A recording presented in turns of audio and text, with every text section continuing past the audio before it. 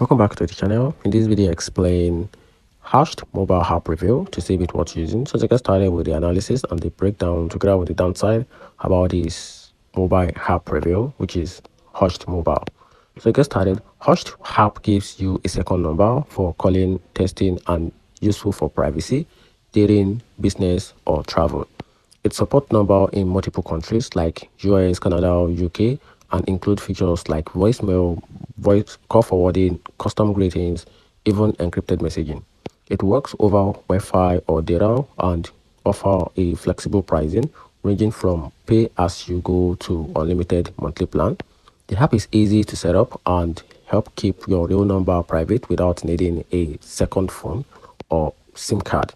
However, some user report problems like drop calls, missing messages, sudden number deactivation, or account ban without warning.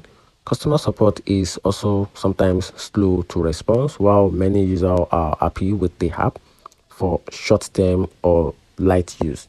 It may not be reliable enough for long-term business or verification purpose. Overall, Hushed is worth it if you need a quick private second number. Just be caution with sensitive or high priority usage. And that's it. So let me know in the comment section what you think about the second phone number platform. And that's it.